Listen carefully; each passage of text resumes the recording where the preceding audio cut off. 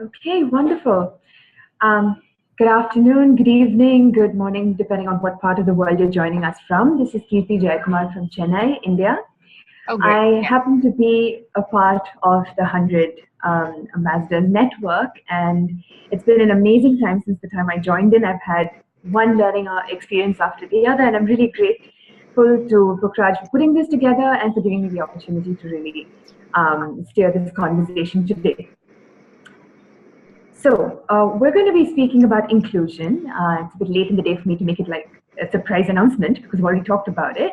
But it's an interesting time of the year to speak about inclusion because if you look at the list of international observances that happen in June, we're chock-a-block with a range of things that touch upon inclusion in one way or the other.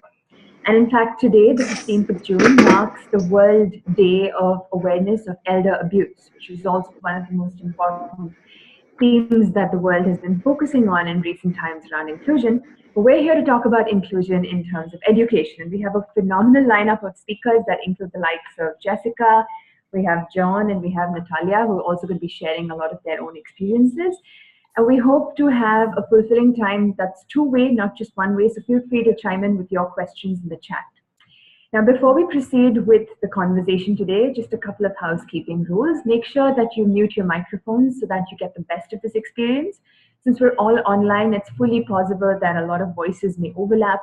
A lot of background noise might make listening to the speaker difficult. So please be mindful of giving everybody else the experience of being able to hear everyone else speak. So mute your microphones if you're not the one that's speaking. And do make sure to introduce yourself in the chat. Do tell us where you are from, what you do, and also tell us a little bit about what your association with HundrED.org was all about. And do tell us also what you hope to get from this thematic conversation so that we steer it in a way that gives you the best experience possible. So on that note, let's talk a little bit about what we're going to do today in terms of our agenda. Pukraj is also going to draw up the next slide for you to see it. So we're going to be starting off with the key theme itself, which is why we're focusing on inclusion, and we have the brilliant Jessica Spencer weighing in on this. We're then going to move on to John, who's going to tell us a little bit about his experience and his insights from the ground that inform his idea of inclusion and how we can all benefit from those learnings. And we're also going to go over to Natalia, who incidentally I'm fangirling about big time after knowing that she was a nominee and finalist for the Global Teacher Prize. Congrats, Natalia. So she's going to tell us a couple of examples that are working on ground when it comes to inclusion and things that we can possibly take home from this discussion as well. And then we're going to move into a group discussion where Pukraj is going to play God and segregate us into groups.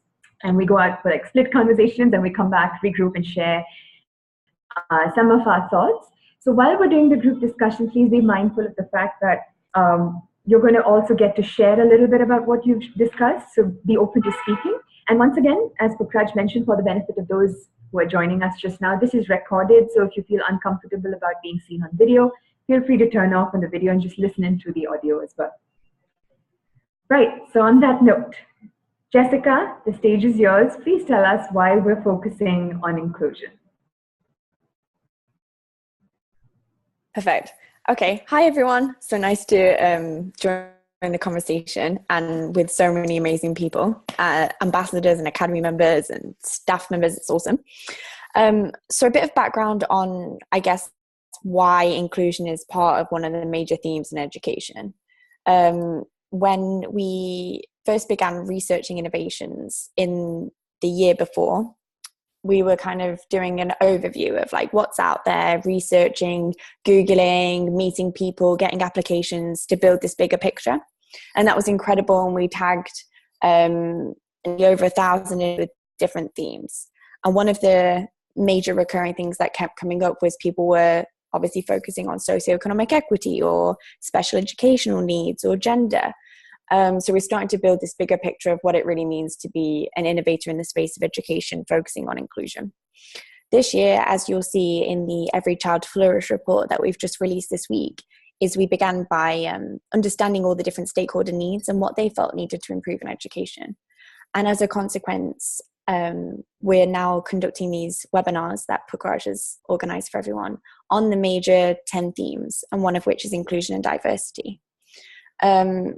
it can be very difficult to make sense of all of the different areas that need to improve in education.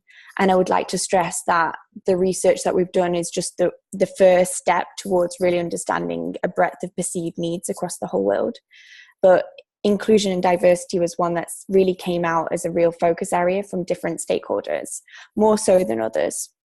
And we kind of use this as an umbrella term to talk about sort of 6 different areas. And these different areas include the abbreviation SEND, which is Special Educational Needs and Disabilities, Rural and Distance Education, Gender, Race, Ethnicity and Identity, Socioeconomic Equity, and LGBTQIA.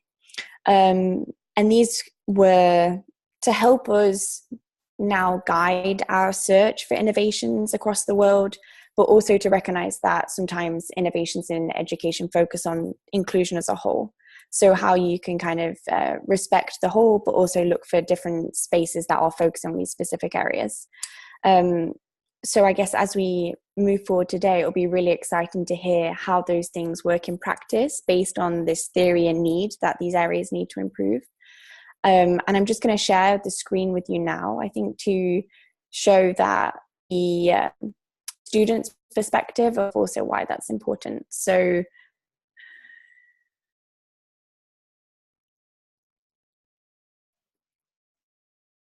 here you'll see one of the questions that we asked students when we were looking to find out what they thought needed to improve in education was a more inclusive school environment for all, regardless of race, gender, faith, or sexual orientation. And out of the results that we analysed, from 322 students across the world, nearly 44% thought this was a key area. And that's quite a good indicator that not only do we as innovators and those on the forefront of making the change in education believe that this is important, but so do the students.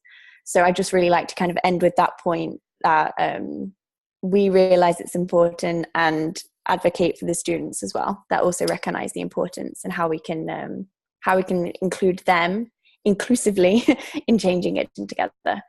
So I will stop sharing my screen and I think pass back and look forward to hearing people's questions. Thank you so much for that, Jessica. It was a very, very comprehensive overview, and I can imagine it was probably filled with a lot of hard work, everything that you put into this report. What also did seem to be very clear to me was the fact that the focus was largely on intersectionality, which is context really matters. The idea being how individual experiences can shape what inclusion looks like to different people from different backgrounds with different needs. So kudos to you for putting that together in the report, and thank you so much for the insights you had to share. Do we have any questions for Jessica? I think we have bandwidth and time to take a couple of questions for Jessica. Yeah, that'd be great. Happy to do so now or at the end of the call. Do we have any questions? I think it'll be nice if people can write the questions in the chat and maybe we can take in the end. And Kirti, I would love for you to tell everyone what you are doing as well, because as Jessica already said, gender does play a huge role in this discussion on inclusion. And I know you don't have a specific slot for yourself, but I think if we have time, you can talk a little bit about the work you do as well. Yeah, that would be good. Thank you, Raj. Great, thank you. So meanwhile, just before I go into that, feel free to type in your questions for Jessica at any point. We'll take it right at the end and make sure that you have your answers before you go. So the work that I do here in Chennai is centered largely around the theme of intersectionality. We work with school students towards gender equality using the tools of peace education and tech for good. So recently we came out with a bot that teaches, ironically, empathy.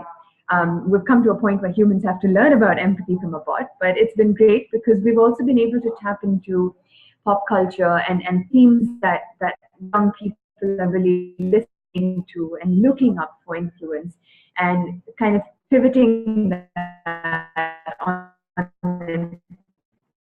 in a way that transmits learning on empathy, compassion, and in classrooms Apart from that, we also a lot of hands-on workshops, which is largely what led us to being a part of HundrED through the Ambassadors Network.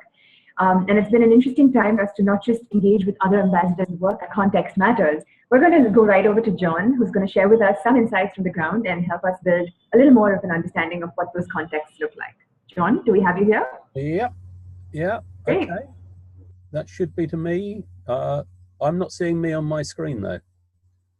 Are you seeing me? Yes, we're seeing you. You might not be able to see yourself because of the screen share. Okay. But do go ahead. We can see you. Okay. And at the moment I can't share my screen because you're sharing yours. So yeah, I should be able to. Yes, I stopped sharing. John, you can go ahead. Thank you. I'm sorry to stop you sharing. That doesn't seem very inclusive, does it? No, absolutely fine. Okay. Yep, I'm there. So, good morning. I am John Galloway. I work in the role, I have the role of advisory teacher for ICT, SEN and inclusion in the London Borough of Tower Hamlets, which is a fascinating place to work.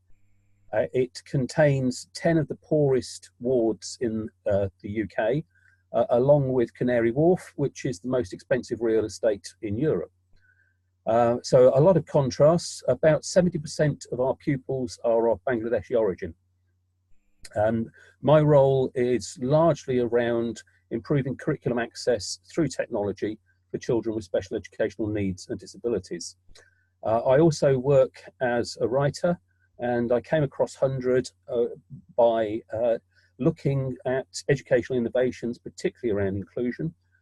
And through HundrED, I this week met somebody from Lifter, and it looks like we might begin working together on a resource around virtual reality and dyslexia. So thank you, HundrED, for that.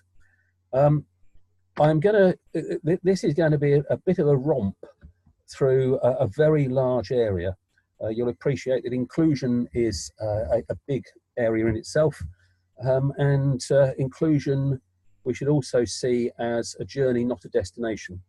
That we're never going to get to the point where everybody is included in everything. However, that doesn't mean that we shouldn't at least try. So I'm going to start by, yeah, there we are, sharing this with you. I'm not going to go through all this, but this is through something called, called the Index for Inclusion. It was developed 10 or 15 years ago in the UK, and the intention was to provide a toolkit for schools to examine their own practice and their environment. And I'm just going to pick out a few of the bullet points here. So, for instance, inclusion in education involves increasing the participation of students in, reducing their exclusion from, cultures, curricula and communities of local schools. Now, when we talk about inclusion, paradoxically, a lot of it is about removing exclusion and removing barriers. I am of the belief that all schools should be fully inclusive and fully comprehensive, by which I mean that we shouldn't be looking at schools where entry is determined by gender or by faith or by ability. In the UK, we still have around 170 schools, grammar schools, which pupils take exams and are deemed to be more able, and so go into a grammar school. And we also have a large number of special schools where we are selecting, again, by ability, but saying actually you don't have the ability to attend a mainstream school. So I would like to see all our schools being properly inclusive and removing all exclusion. Okay.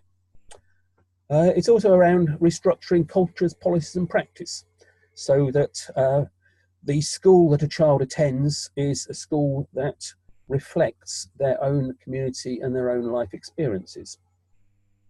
Sorry, I'm going the wrong way there.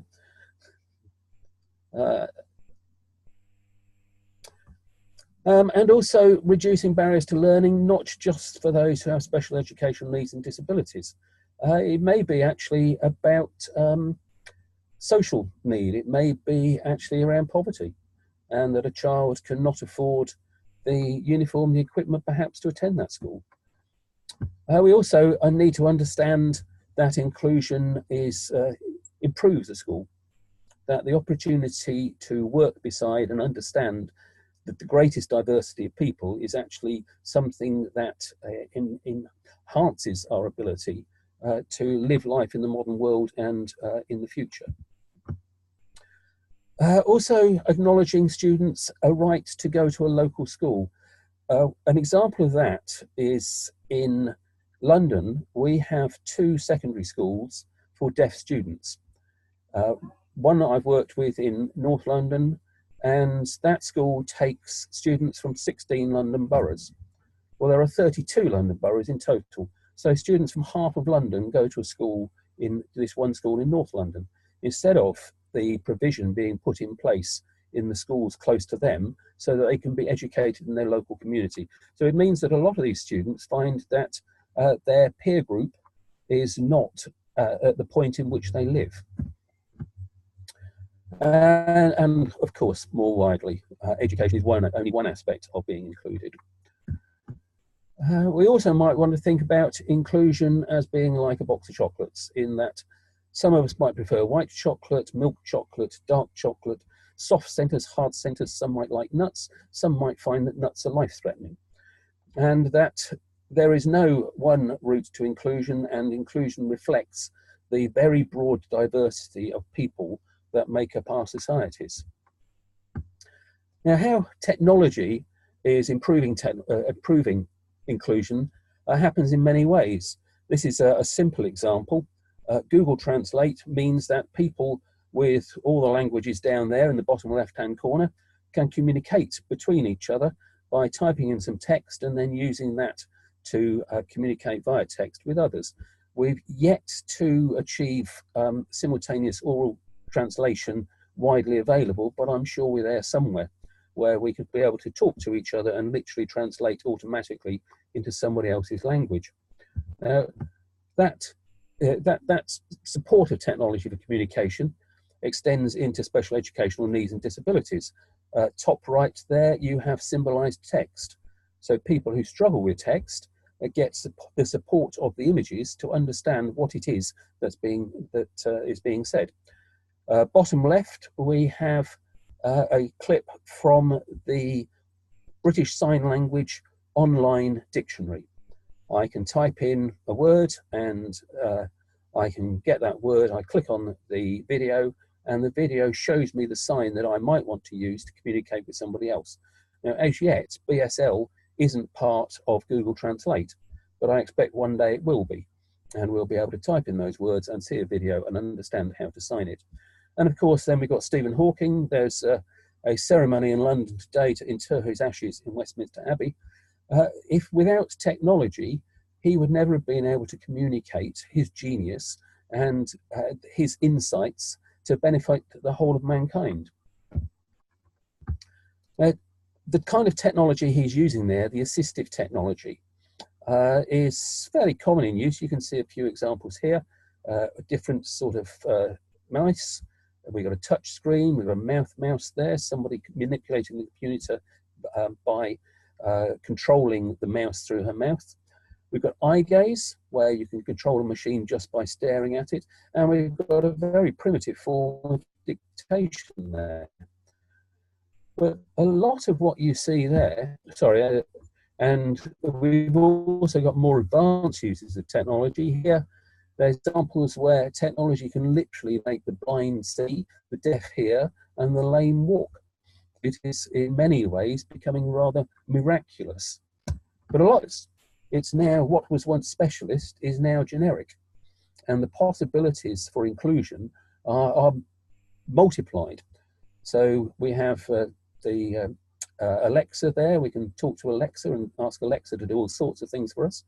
On our screens, touch screens, which were once the preserve of assistive technology, we now carry around in our pockets. Voice to text, predictive text, text to speech, we all now take for granted. We have things like Fitbits to help us monitor our health. So again, the difference, the gap between what was specialist and what we are able to all is closing. I want to say something about universal design.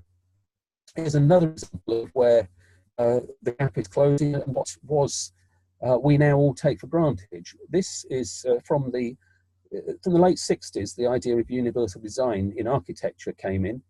This is a drop curb. This is the corner of a street where the curb drops so somebody in a wheelchair can cross the road. Well, actually, somebody pushing a pushchair can cross the road. Somebody dragging a case to the airport. Somebody cycling. All of us have benefited because a design has been implemented for some with a disability, and we find that right through society. Where we think about inclusive design, we find that all of us largely benefit. Now, the principle of universal design has been extended into learning. I don't know if you've come across universal design for learning, but it has 3 areas: representation, action, and expression and engagement. I'm not going to go into this slide in detail. There is a link at the bottom there, cast at the UDL Centre. So if you want to find out more, do look at that. I'll come back to it in a minute. But the principle of UDL is this. I'll give you a moment just to have a look at that.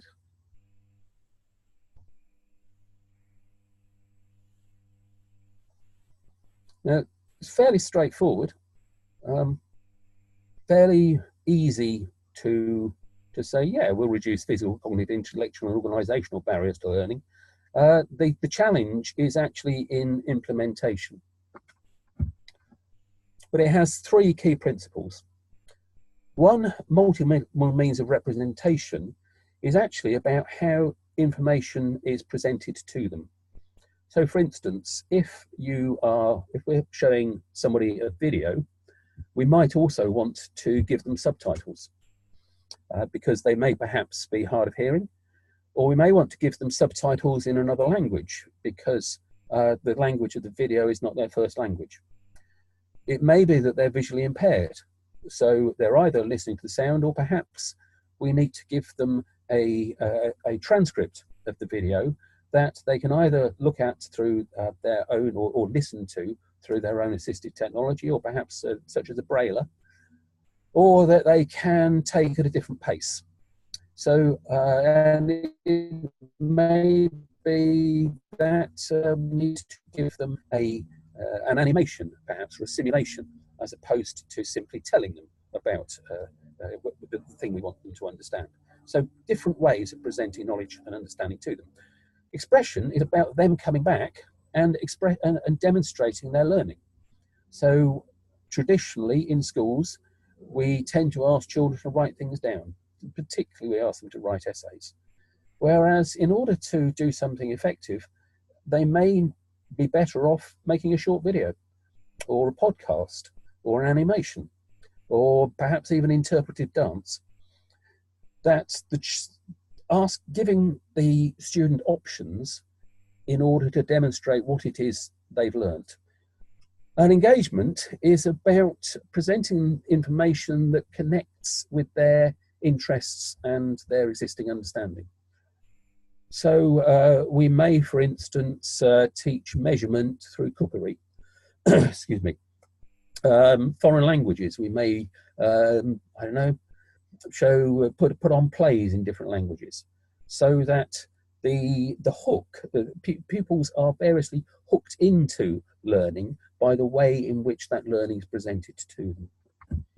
So the key choices for universal design is really about flexibility and choice. The flexibility of the way that we present that learning to them and that they respond to them, and giving them control as far as we can of the way that they receive it and they respond to it. And that way we can all choose the chocolate we like. Challenges we have, one is awareness. It is just simply that classroom practitioners need to be aware of these principles. And also that the technologies that are now fairly generic have within them resources that will support students, which is part of the access to appropriate resources. So it could simply be, it may be devices, but it may be also resources being presented to them. So e-books as opposed to printed books, for instance. Systemic pressures, a couple of examples. One is that in the UK, and I'm sure it happens right across the world, is that we ban things like mobile phones from schools generally, despite the fact that for many pupils, mobile phones would give a more appropriate way of accessing the curriculum. Assessment is another one. We in the UK allow technology to be used in exams, but we turn off things like spell checkers because spelling is apparently vital.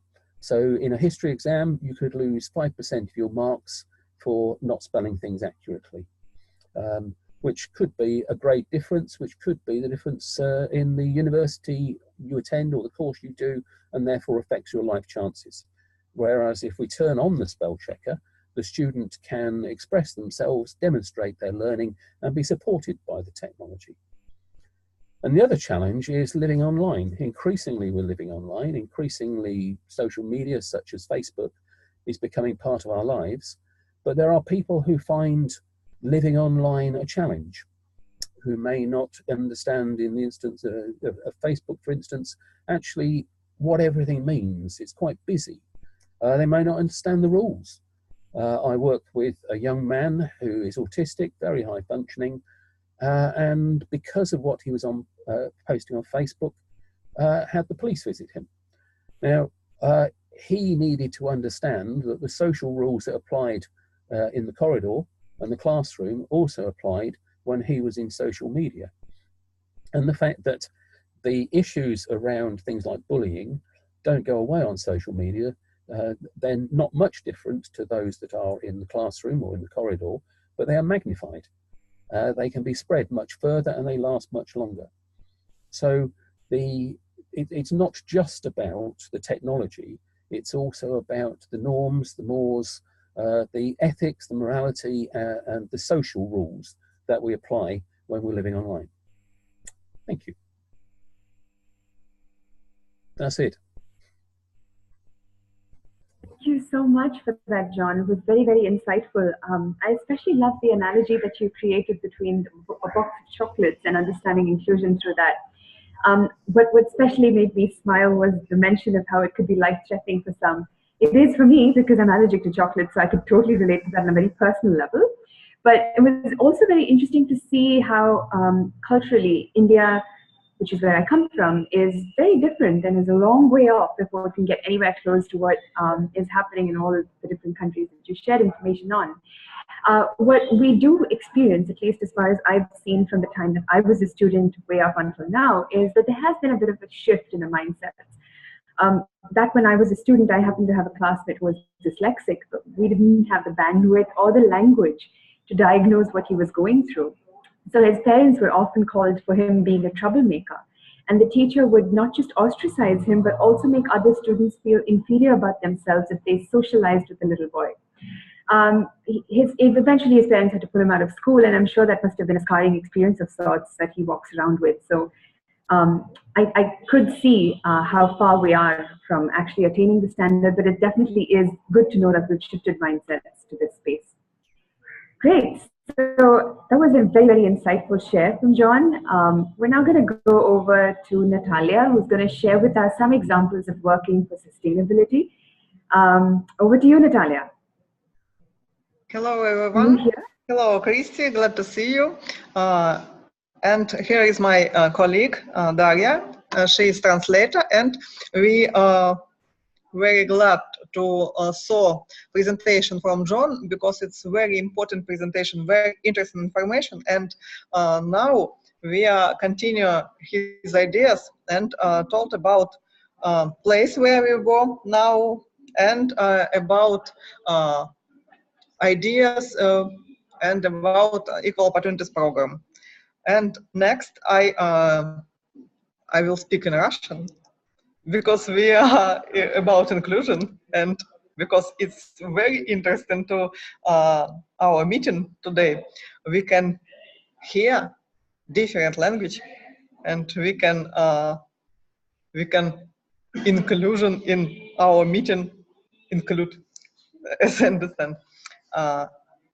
Итак, Мы находимся сейчас в Красном Кресте. So right now, we are in the International Red Cross and Red Crescent movement in the organization and in the museum. В Женеве. In Geneva, yep. Мы находимся здесь на конференции ООН, посвященной вопросам инклюзии. So we are here for the UN conference, which is also dedicated to the questions of inclusion. И мы слышали очень много интересных идей и интересных проектов, которые реализуются в сфере инклюзивного образования. And here we have heard a lot of different interesting ideas and different projects which are done in the area of education and inclusion. Но мы начнем сейчас с демонстрации маленького фильма, который расскажет о программе равенства возможностей. But now we're going to start with showing you the small video, which is going to tell you about the program of inclusion and equal opportunities. Так. Yep, share the screen.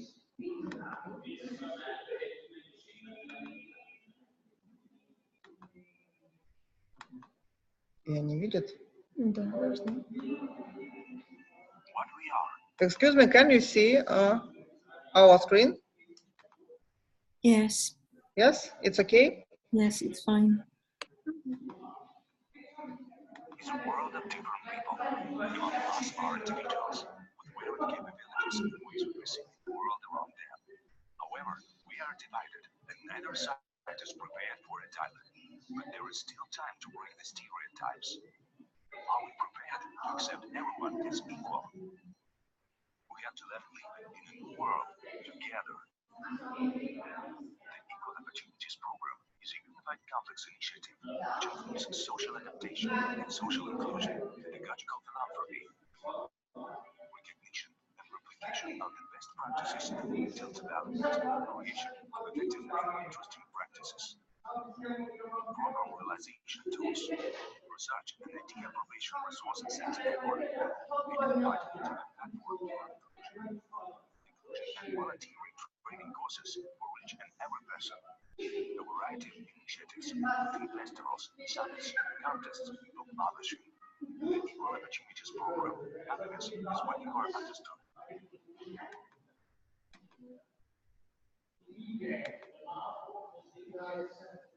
Так, мы должны вернуться обратно. Так, тут надо просто прекратить делиться экраном. And now, Stop share. and now we are return Yes. again to our meeting. Yes? Yes. As I understand, we stop share screen, and it was a small video about our program, Equal Opportunities Program. Наша программа является своеобразным интегратором. Our program, it is the thing that integrates the people. Мы создали онлайн-платформу, We have created the online platform где каждый может быть автором и описывать свой опыт в инклюзивном образовании. where each can be the author and each can tell about his experience in the area of inclusion and education. Платформа посвящена в первую очередь специалистам, учителям и специалистам, которые занимаются образованием. So it is dedicated more to the teachers and to the specialists who are into the education and who do the education work. Мы сталкиваемся с тем, что учителя часто не имеют возможности провести исследования по своим методикам, которые они придумывают.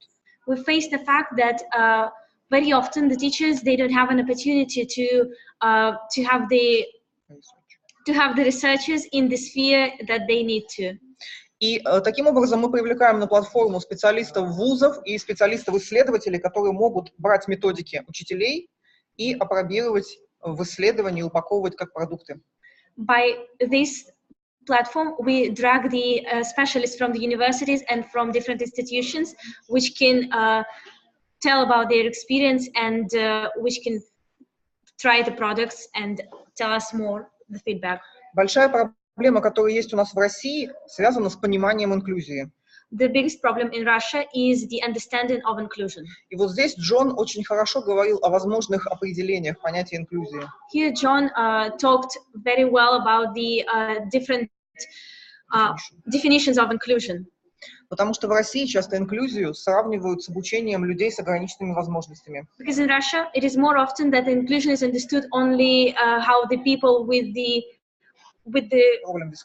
problems of abilities. И забывают о детях мигрантов, And they often forget about the children migrants, о детях одаренных, the gifted children, которые не всегда могут адаптироваться в образовательной организации. or who sometimes cannot adapt into the education system. Пара спортсменов известных, которые много времени проводят на спортивных сборах. Also, they forget about the famous sportsmen who spend a lot of time in the competitions. И о детях, которые не могут включиться в языковую группу, потому что разговаривают на другом иностранном языке. And about the children who cannot be into the sphere because they speak the other language. Вот. Я работала как учитель математики в Америке, и у меня в классе обучались дети, говорящие на 3 разных языках. Natalia worked in America as the teacher of maths, and in her class she had children who spoke 3 different languages. Они выбирали математику, потому что это наиболее простой предмет, где они могут не знать языка, но получать знания. They choose mathematics because this was the easiest subject where they didn't have to study with the language, but they could have received good marks. И где они могут быть успешными. And where they can be very successful without knowing the language. Потому что быть успешным для ребенка очень важно. Because it is very important for a child to be successful in his life. И так родилась идея мультилингвального образования. And this is how the idea of multilingual education was born.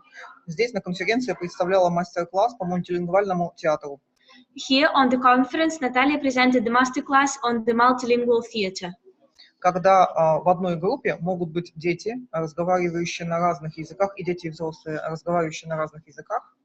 Where in one group there can be children and adults who speak different languages. Они показывают одну постановку, одну пьесу. They show one play. И очень большое внимание уделяется здесь коммуникации, коллаборации и развитию искусственного интеллекта, эмоционального интеллекта. And a lot of attention is paid to the developing of the emotional intellect. И в этом плане возможности инклюзии как раз очень хорошо отражают развитие навыков 21 века. And this is where the abilities of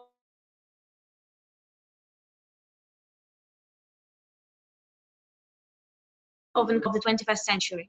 Вот это включение в мультилингвальную среду убирает барьеры здоровья и убирает сложности, ограничения возможностей. And what is more, Natalia wants to say that including into the multilingual atmosphere, it gets away all the health problems and it gets away the emotional problems.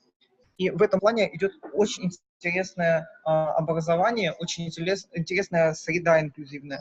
And this is where the inclusion, the interest in inclusion, atmosphere and environment appears and education.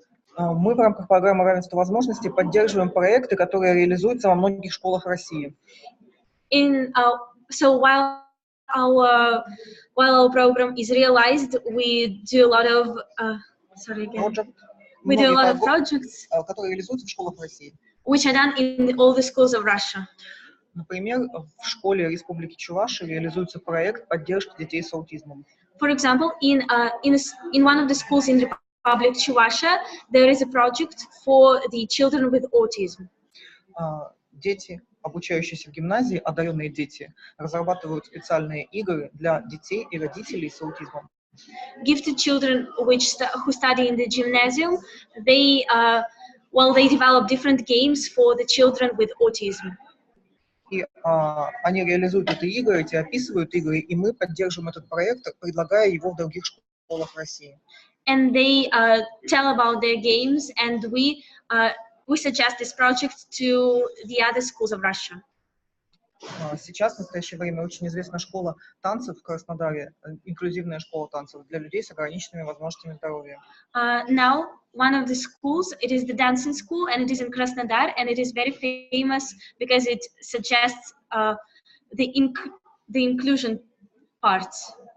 И вот такие школы мы хотим, чтобы они появлялись во многих городах.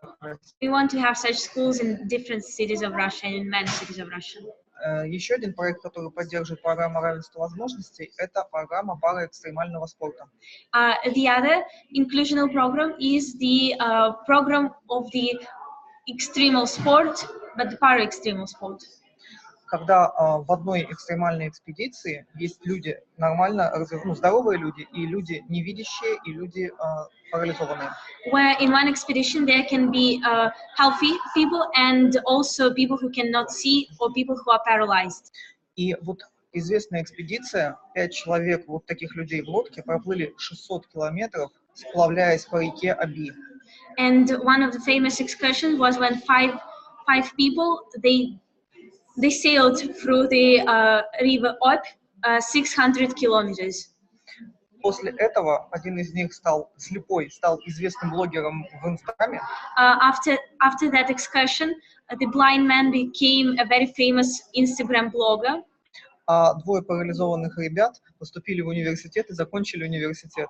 And two paralyzed guys, they entered the university and they finished the university. И все здоровые студенты, обучающиеся с ними, говорили, что им стыдно пропускать занятия и учиться плохо, потому что эти ребята ходят, несмотря на погодные условия и расстояние. And all the healthy students who studied with them, they told that they were ashamed if they didn't go to the lessons because they saw that the guys who were paralyzed, they went to all the studies, they visited all the lessons, and it didn't matter whether the weather was bad or whether they didn't feel that good. Поддерживая проект инклюзивного образования, мы обратили внимание, by supporting the project of inclusive education, we paid our attention to the fact что дети маленького возраста, детского сада, начальной школы, легче воспринимают отличия у других детей, чем уже более старшие. That the toddlers, they understand better, well, they get easily the difference between the children between healthy children and between the children who are gifted or with some disabilities. И наши исследования показывают, что начинать инклюзию нужно с очень раннего возраста. So our research shows that we need to start inclusion in a very early age. И в первую очередь вести большую работу с родителями, потому что весь негатив идет от родителей. And also very important is to understand that we have to work with the parents because all the negative emotions, they come sometimes from the parents. И если мы будем строить систему образования, включающую инклюзивные проекты, то тогда мы сможем поменять мировоззрение всего человечества. And if we build the system which includes educational inclusion projects, we can change the world view on the inclusion and all the disabled people. Потому что сейчас мы сталкиваемся с большими проблемами в реализации нашего проекта из-за непонимания взрослых. Because now we face a lot of problems with our project because of the adults who do not understand the meaning of it. Очень часто взрослые говорят, что они не хотят, чтобы их дети, здоровые дети, учились в одних классах вместе с детьми с ограниченными возможностями. Because very often the adults say that they do not want their children to study in the same class as the disabled children or with the children gifted ones. В этом плане как раз хорошо придумывать проекты совместные, которые могут быть реализованы в разных странах одновременно, и исследования проводить совместные, потому что во многих странах есть хорошие практики. This is why it is very important to have united researchers and united programs with the organizations from the other countries, because the organizations have different and good projects which can be realized in Russia also. И вот сейчас, запуская платформу равенства возможностей, мы хотим подключать представителей, специалистов и людей из разных стран, которые могли бы говорить об инклюзии, делиться своими мнениями и впечатлениями об инклюзии. And now launching our platform, we want to have people from different countries who can share their experience about the inclusion and about the inclusion in education. И проводить совместные исследования в отношении родителей и детей, включение родителей и детей и организацию учебного процесса, совместные исследования в нескольких странах. And who can also help with the researchers between the adults, children and the inclusion in that sphere. Спасибо. Thank you for your attention. It was really, really insightful. Thank you very much for sharing and for translating it with that much rapidity. It was amazing to listen to the both of you. A couple of things that stood out for me personally quickly before we go into the next segment was the conversation that Natalia talked about having with parents.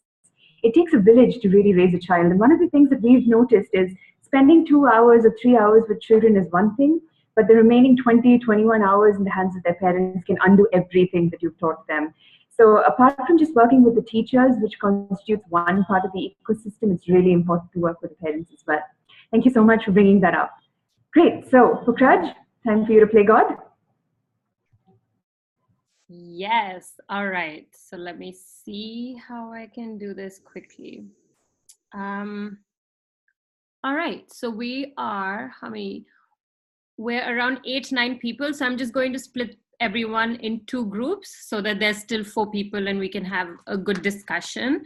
And it's 3:50, so we'll come back in 15 minutes. And I'll also join one of the groups so I can be part of the discussions. And then we'll come back, and then the idea is to share what we have discussed in the groups. But what I really quickly want to do is share some of the questions, which could be guiding questions for everyone in their groups. So the first question is very large, like what does inclusion in education mean to you and why you think it is necessary? Then the question is, what are the biggest challenges that you face while you're trying to practice inclusion in the work that you do? Because again, the whole group is made out of different types of stakeholders, and how do you try to manage that? And anything exciting that you took away from the conversation so far, as well as what you would like to add, because this is a space for the remaining group to share their insights and thoughts.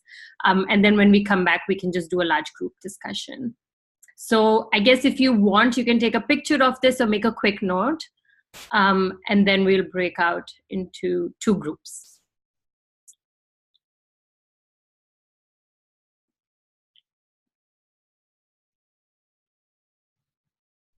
All right, so I'm going to break you guys out and we'll be back in 15 minutes.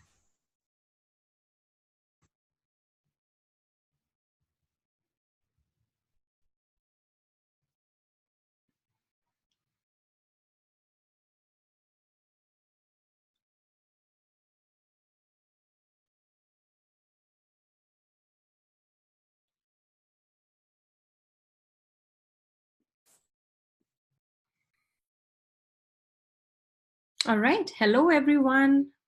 Hello. Out of this group. Well, but Tyler, why don't you take the lead? Wait. Oh wait, you want me to start? Yeah, I mean, just let's do a kind of introduction. Maybe that would be. Yeah, absolutely. Yeah, so I'm Tyler. I am an MBA student at Georgetown University in Washington, D.C. And I was a teacher here in Finland for 2 years. I came here in 2015 and then left last summer.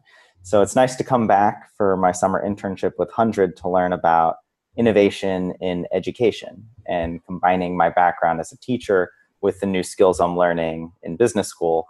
I'm really interested in understanding what are the most potential areas for driving impact in education.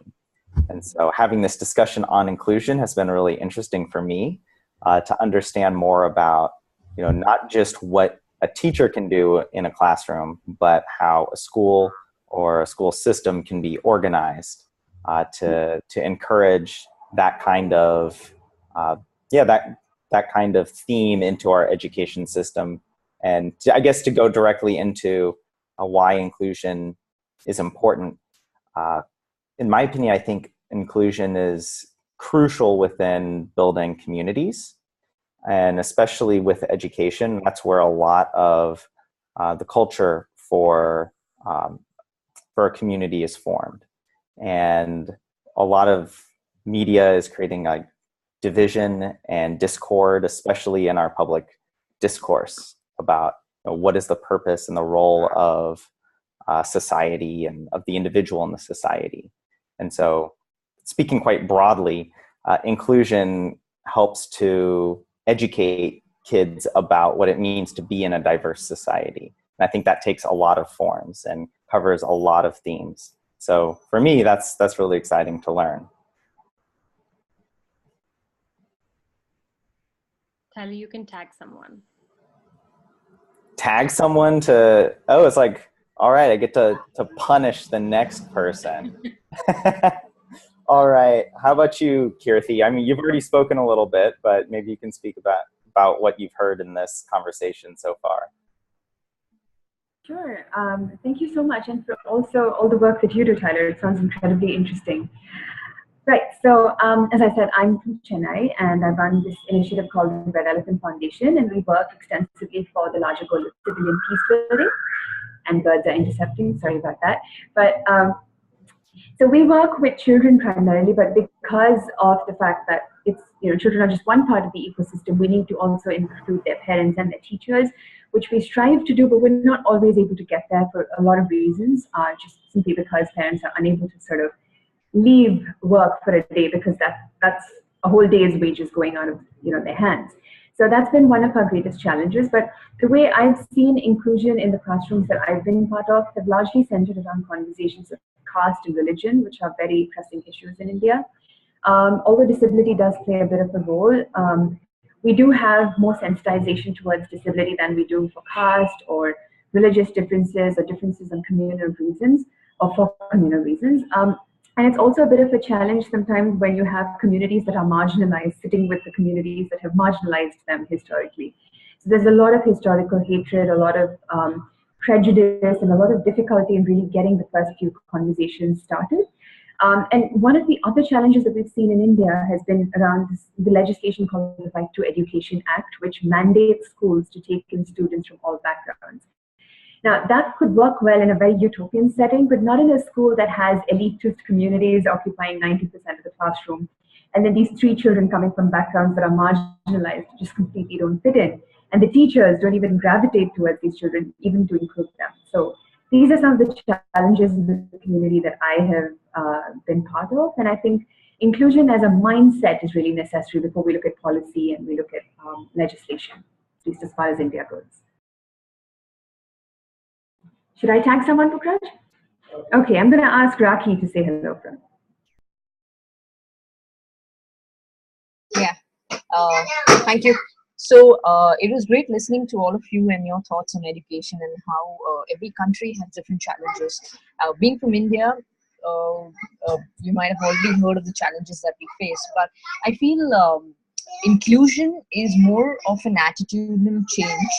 And in India, we have seen schools where because of right to education, there has been inclusion in the classrooms. We do see children with special needs. We do see, teachers willing to go out of their way to help those children and make adjustments.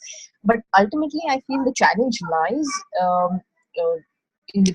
in the fact that the teachers are pressurized to complete the curriculum and within a specified limited amount of time. And also because they aren't aware of what exactly the child's disability is all about. They aren't aware of the challenges that the child is facing, the family is facing. So it becomes a little difficult for the teacher to actually bridge the gap between the learner and the learning outcome. So and that gap just goes on increasing because of number one, lack of knowledge, and number two, the teacher-student ratio in the classroom, and number three, the pressure that is on the teacher to complete the curriculum because of the time limit. So I think that's the main crux of the whole problem that we face in the Indian classrooms. But as I said, that we do have partial inclusion, and that's the way to go about, where we see children with special needs. Specifically, I've worked in the area of autism. I have worked closely with children with autism, and I know that for the mere fact that because of RTE, Right to Education Act in India, the schools are open and they do allow partial inclusion of such children in the classroom, wherein these children can come and avail of socializing opportunities in the classroom, learn from their peers, and but when it comes to academics, yes, that's a major challenge, because their pace is something that the teacher needs, that the teacher is unable to cater to. So inclusion is more of the attitude, and also about empowering the entire community about the challenges faced by children with special needs. Yeah, and I also feel that if we need to bring about inclusion, first the entire society needs to be ready for it. Simple things like having a ramp in a school. The physical environment should be conducive enough to include children with disabilities. So if that is missing, then what are we talking about inclusion? So simple things which require alterations in the physical environment is also a way towards inclusion. So that's how the society can get ready and show that they are actually willing to have children with special needs in the schools. Yeah. So yeah, that's it. I think all of us have spoken in our group. Could I come in there? Yes. Could I volunteer rather than being? Yes, absolutely. I just want to pick up on two things that I think you said, Raki. Raki, can you just move your microphone? Yeah. Thank you. One was about the need for the teacher to get through the curriculum, I think. Yeah. And so a lot of the time education is driven by its own ends rather than by the needs of the pupil. So you have a prescribed amount of stuff that you need to stuff into your children. And rather than thinking about the child and what is it that this child needs to learn, we have a body of knowledge that we assume all children need to learn. And the other one was about attitude. So the British government have recently announced that they're going to put £50 million into grammar schools. So, and as you know, grammar schools select by ability. So they are investing in the barriers. They're also going to expand the number of special schools available. So again, the government is investing in the barriers. So we have a political framework that is driving exclusion as opposed to developing attitudes towards inclusion. So I think those two things, having a system that is there for its own ends rather than for the needs of the pupil, and similarly, and also having a system that is underpinned by attitudes that are exclusive, are working against inclusion at the moment. I'm not going to point to it. No, I would like to add as well, because I think it's been a very interesting conversation just hearing Kirti and Raki, given that they are currently based in India and I'm from India, but I've studied in Finland and been working in just understanding all the global innovations that are happening in the sphere of inclusion. And I do see that it so much depends on how the society is structured. So even though UK, there are lots of innovations and programs that are promoting or helping in solving the inclusion barrier, maybe the systemic structures are not supporting. And when you go into India, those systemic structures are at such a basic level that they haven't even been able to say if they're having a positive impact or not, because it's only in 2009 when the RTE, which is the Right to Education Act, was launched in India, which is, if you think about it, very recent. But it's interesting, and what I'm playing around with in my head at least, because I met a group of people, architects, who are exploring what kind of design elements play out within a school and outside a school to kind of, I don't know what the word is, but include all sorts of needs and all sorts of capabilities. And that's very interesting to think about as well, because we do talk about systemic structures and systemic supports, but even at a more smaller level, how is your classroom designed? And to make it a conversation that stays within the school rather than taking these kids out of the school and into a special school. And I think that's something that I'm just thinking about. I don't know if I said it right, but that's what I'm playing around with in my head. Am I there? Yeah. We haven't really mentioned the Finnish education system. Now, Finland is held up to be a place, a paradigm of social inclusion. with an education system that is thought to be the best in the world, in part, I believe, because of inclusive attitudes in schools. I just wonder what the reality is. I can tell you a little bit of what I've studied. So I haven't studied inclusion. I did very basic overall education degree, but I did go to a school on a visit. And I went to two different schools. One's like a regular high school in which, at least on paper, and I think Tyler will give a better understanding because he's taught in Finnish schools, but on paper it is said that special education or special needs is divided into 3 levels. And the first level is purely open, or like it's for any and every child who wants extra attention or extra help. And I think that kind of normalizes the discussion about special needs. So kids are very excited, at least what I saw, kids were very excited to go into a special class because that meant that they can get 1-on-1 or 4-on-1 or 3-on-1 attention, which at least in Indian context, if a kid or a child has to go to a special needs class, it's more of a taboo that, oh my God, why does the kid need special attention? And it becomes like a psychological like block for parents or teachers, because then they just identify that child as a child with special needs. Whereas in Finnish environment, what I have noticed, more of just extra attention, and you need that. And then you have a second level, which is special needs that are actually diagnosed. So that's where a little more support and a little more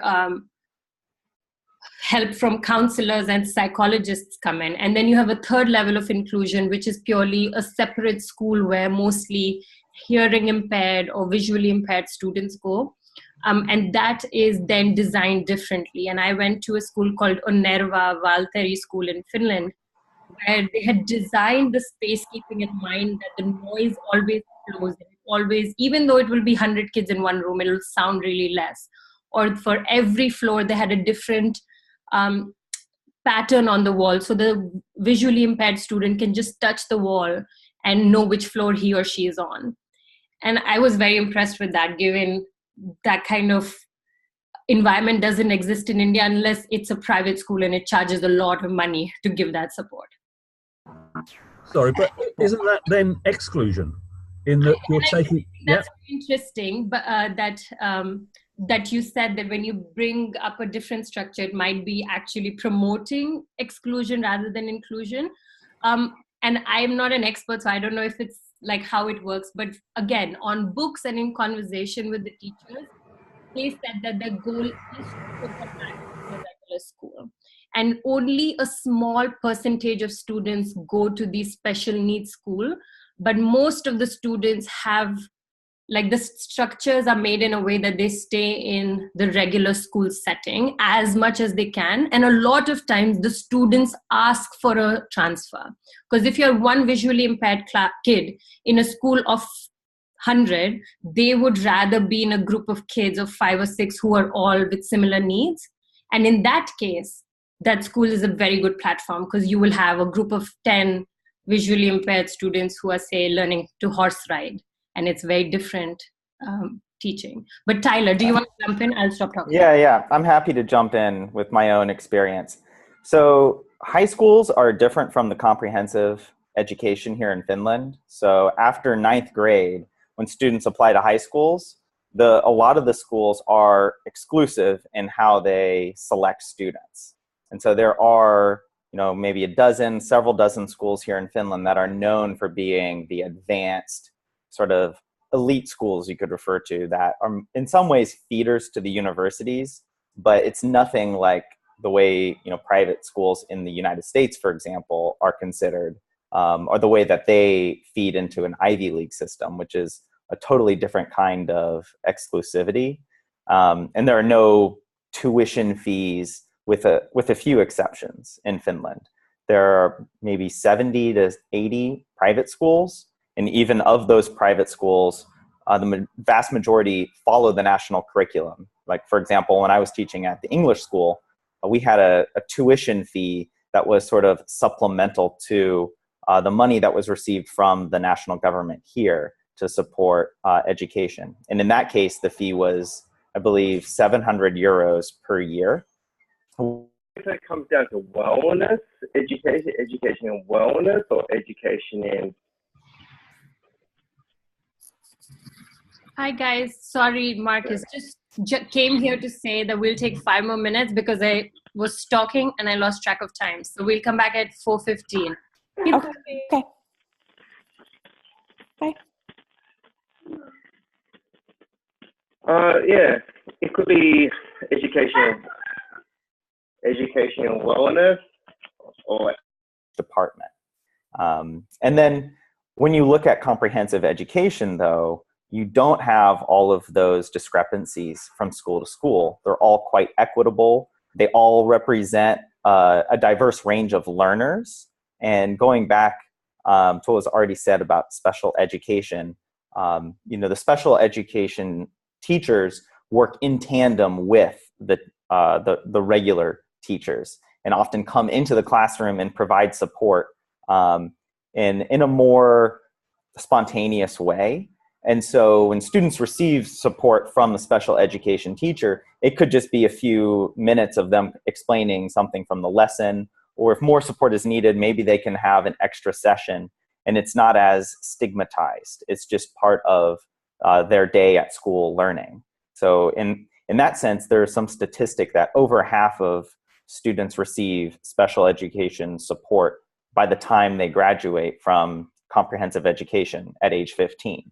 So there's just a variety of support mechanisms that are built into the system. And lastly, I'll say why I think that exists is because there is a strong social and cultural support for inclusion, especially among business leaders here. Every decade, Finland goes through this kind of crisis of evaluating what the role of education is.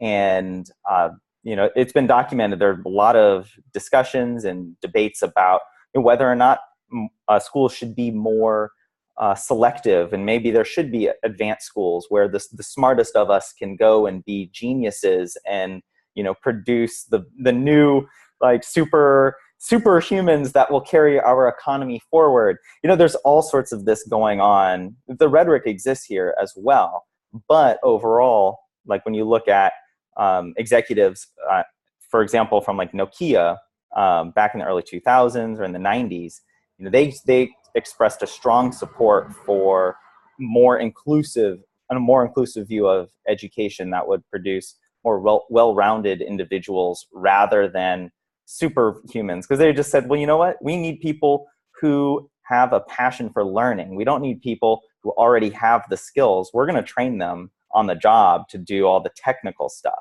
They just need to come in with a strong base and a good attitude towards learning and towards their work. That for them was what was really important. And I think what has given a lot of support to the government here to keep education more inclusive than what you find elsewhere. But of course, it's not like perfect and ideal. There's definitely a lot of exclusive things happening here as well. We have 1 more minute. So I'm actually going to start putting people back, but we can figure out who's going to share from this.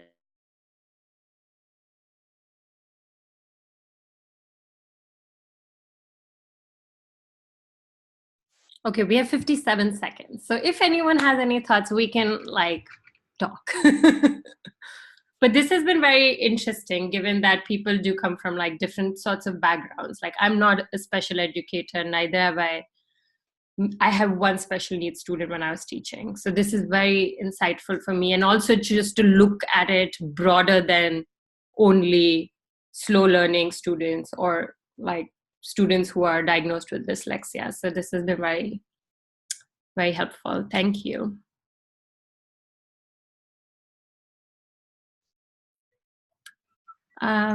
Okay, well, you should have a button which just says return to main session. So we can just go back there.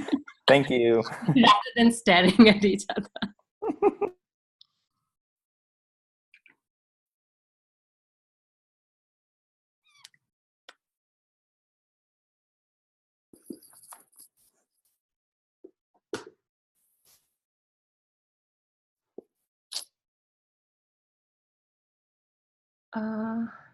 Hello. Hello.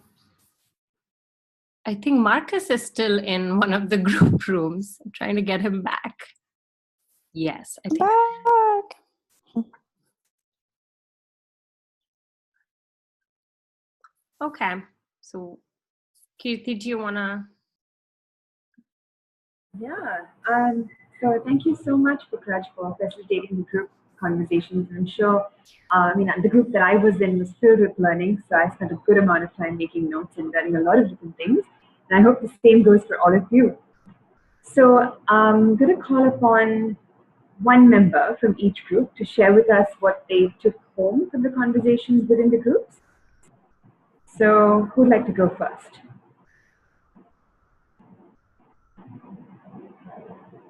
Okay, so from the group that had Fahad, Jessica, Marcus, I'm guessing Barbara, and Natalia, who would like to share what went on in the group?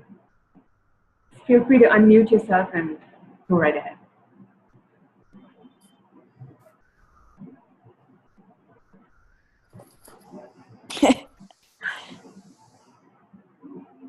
I don't mind. I can share. Yeah. I was about to say you should go because I've got a child next to me, so I wasn't paying attention all the time. That's fine, Marcus.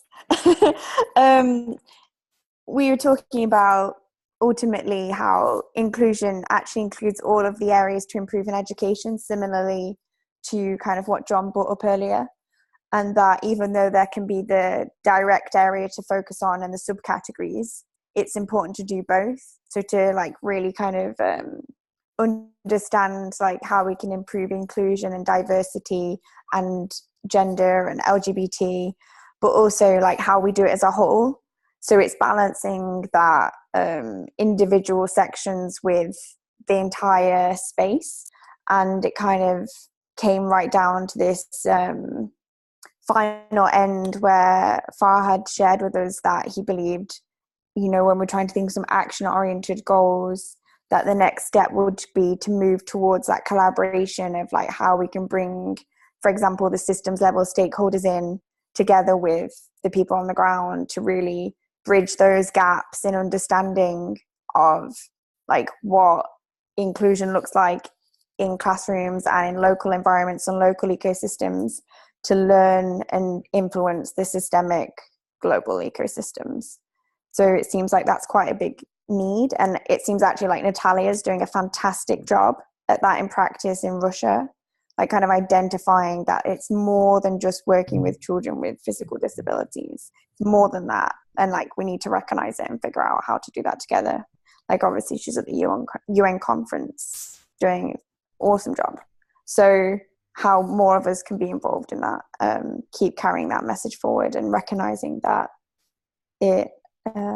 it's important for everything. And then we were discussing also some practical examples, like I was sharing the interactive diversities app, Don't Guess My Race, so how people can use that in the classroom, and how also it's difficult to create changes in practice if the rest of the school or the rest of the environment isn't on board.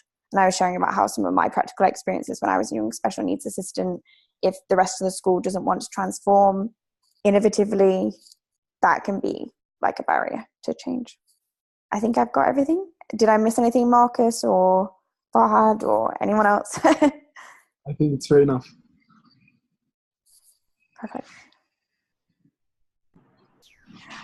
Interesting. I do see that the conversations that we've had in both groups have sort of complemented each other in some ways. So would anybody from the group that I was part of would like to share what went on with us? I'd like to pick up on something Jess was saying, talking about what happens in classrooms, but really ultimately it is about wider attitudes.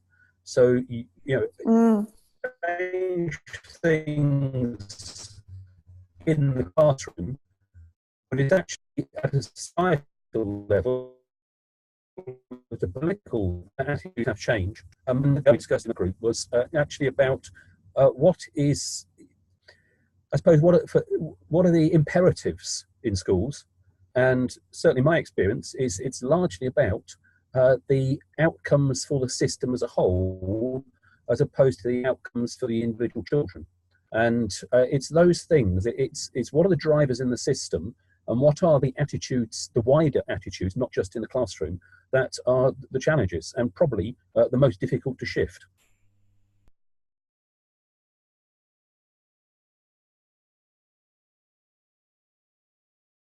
Sorry, was that a bit of a downer? No. I think we just lost Kirti. That's why there's no one saying anything. But anyone else has anything to join? I'll just see where Kirti went. Oh, she's back.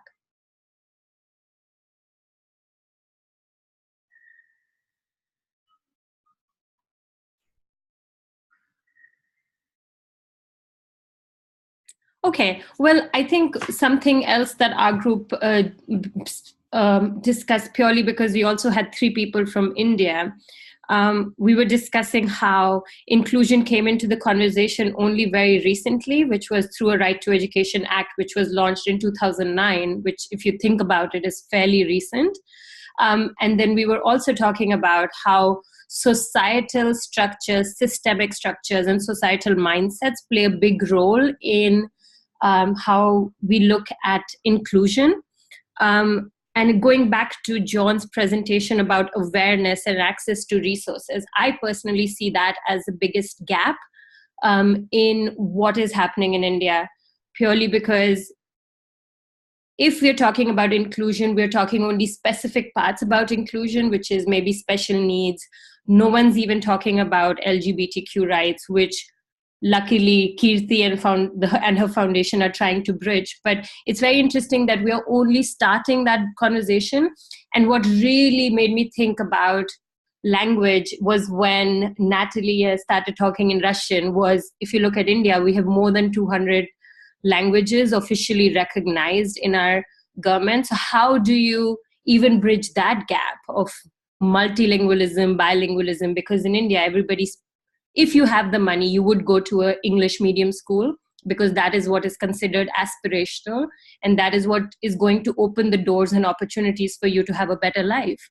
So if you then set up schools that are having conversations about English as the best language and your language may not open that many opportunities, then is the system again building exclusion rather than bringing in inclusion?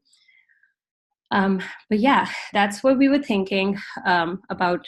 And we also talked a little bit about the Finnish education system and how it's a little different here. But yeah, does anyone else want to add to that if I missed anything?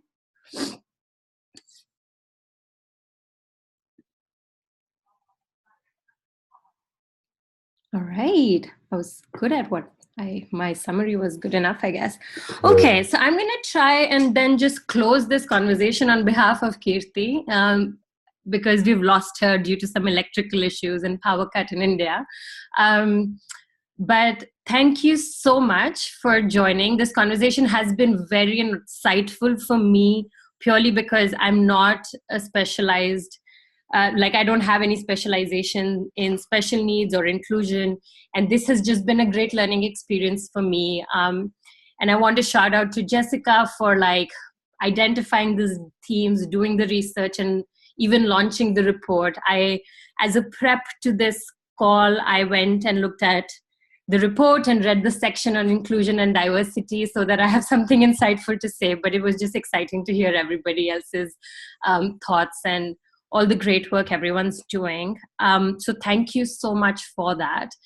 And if any of you would like to connect with me and would want me to connect you to, say, John or Natalie or Jessica after this call, or you would like to try some of the innovations that are on the HundrED website that promote inclusion or support inclusion, please, please, please contact me. I would be more than happy to get you in touch with everybody. If you want, you can even leave your email address or your Twitter handle, anything on the chat here, so others can take a quick picture and get in touch with you. And for just so that everybody knows, as a next step after this call, maybe tomorrow, I would send everyone a feedback form, because this is, I don't know if everyone knows, but this is the second time we are doing a thematic talk. So I would love your feedback on how we can make this better. For the next, let me share the screen. For the next thematic talk, as we were discussing as a big gap, is training our teachers to support the students and be able to figure out ways that they can help students reach their potential. We're going to be talking on teacher training and just teaching pedagogical practice. It'll be, again, a big, broad bucket, but it will allow us to bring all sorts of experts and have an interesting conversation like we did today. So if you have any more insights about who we should invite, who I can feature, any innovations that you would like to share, please feel free to drop it in the feedback form that I would share. But John has left his email address, Fahad has left his email address, and I will make sure that we can connect with each other one way or the other, because I have everyone's email addresses anyhow. But yeah, please, thank you again for joining. Does anyone have anything to say as a closing thought? I was just going to add that if everybody would find it useful, I'm happy to send a link or send it to Put Garage initially, the links to all the different types of inclusion innovations from this year, so that you can kind of get a sense of what we were researching and the practical examples. And then I'd also love for you guys to share with us examples that you think work super well that we haven't got on our list. If you know anything working that is promoting inclusion outside of your initial projects, like that would be amazing. Always excited to hear more, and this is something that we're going to keep growing our expertise and interest on. And I'd also just like to say thank you so much to John and everybody for participating in the conversations. It was really insightful. Really enjoyed being here. So thank you. All right. Thank you, everyone, and hope to see you next time. Bye. Thank you. Bye.